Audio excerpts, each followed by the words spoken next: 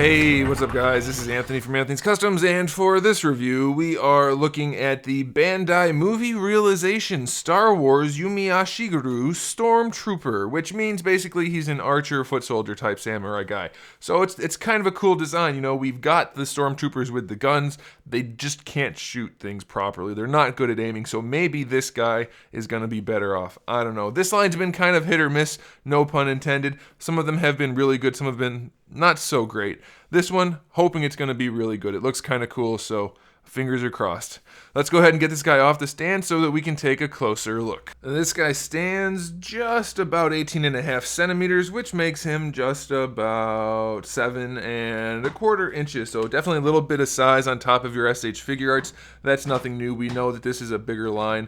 And this guy's basically the same as all the other ones that share most of these same parts. So that's kind of good in that he's a Stormtrooper, and they should do that, but it's kind of bad in that you're paying a fair amount of money for essentially the same figure with different accessories over and over again, which, you know, that's kind of the norm for this kind of action figure collecting. But for these movie realizations, it would have been nice to see them go a little bit above and beyond in making some more unique parts. Again, I don't think it's necessarily a problem, but it would have been nice to see that anyway.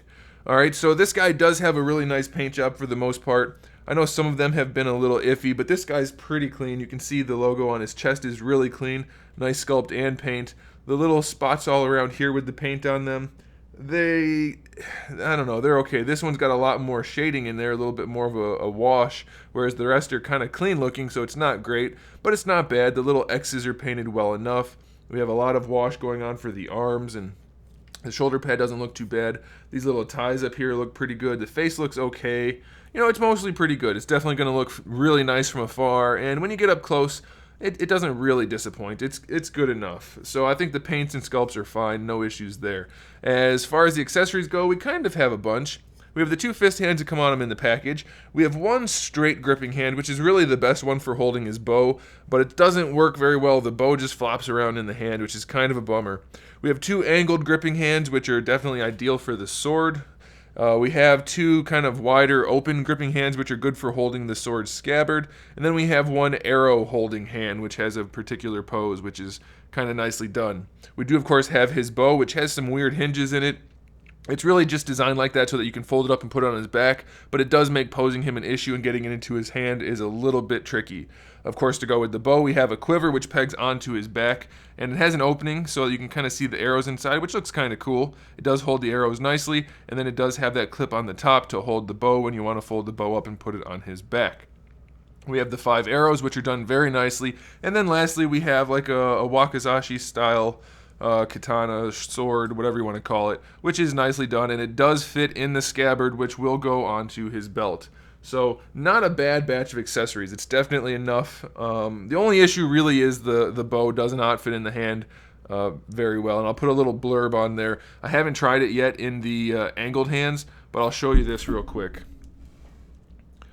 I haven't tried this yet in the angled hands, but I'll show you that the straight gripping hand, even though it's very difficult to get the bow in the hand, it doesn't hold it tightly at all. So I will try this after the video, and I'll just add a little caption in there so you can see if the angled gripping hand holds it any better.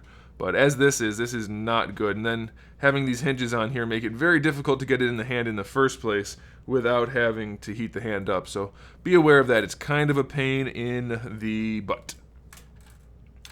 Now, as for the articulation on the figure, again, it's mostly the same, but it's not bad. It's okay. The head is on, I think it's a double ball peg with just a floating neck piece. It moves around well enough. You don't really need a ton of range out of this guy, so that's fine. And then the little chin piece is on a hinge, so that'll move around as you need it to. So that's fine. The shoulder pads are both on their own little kind of hinge, so they'll move on their own like this, but then you can also slide them up and down. I'll show you better on this side because you have a little more visibility. You can slide this up on that hinge. It has its own disc inside the shoulder hinge, so that's kind of helpful. You can pose it around a little bit better that way. It's not altogether necessary, but it's nice that they included it, so that's good. And then they're on ball pegs as well. So then the shoulders are, of course, on their standard ball hinge. Decent range, no issue there. You can rotate it around, no problem. This does get a little bit in the way, just because it's bulky and solid stiff, rigid plastic, but you can kind of just mess with it and you'll be okay. You do have your bicep swivel built in. It's very stiff, but it does function, at least on this side. On this side, I cannot get it to move, so be extra careful with that. Double jointed elbows give you pretty good range, better than 90, so that's fine. You do get a little bit of rotation out of the forearm if you want that. You don't really need it because the wrists have full rotation, but you do have it if you want it.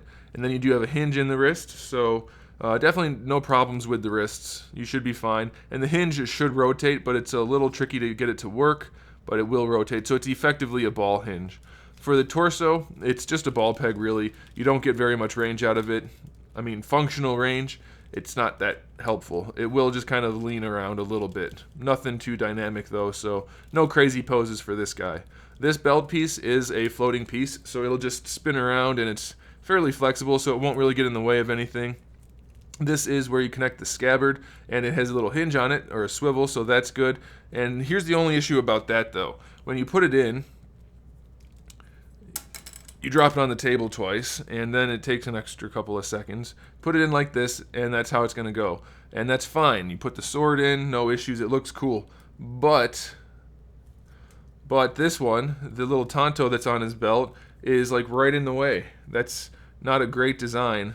In fact, when you try to pull it out, you can't sometimes. And you would want it like that because he'd be reaching across with this side most likely, so it would have to come forward, and that hits the Tonto, which is just, I mean, obviously it's not a big deal, and he's not really doing it, so you can just deal with it as you're posing him, but it's something worth mentioning. They do kind of get in the way of each other.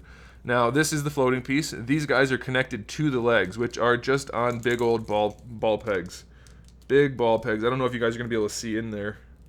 Maybe buy him dinner first. Anyway, you can just move the legs around on a ball peg, which doesn't have the best of range because he's really bulky, and even though this is soft, it's still there.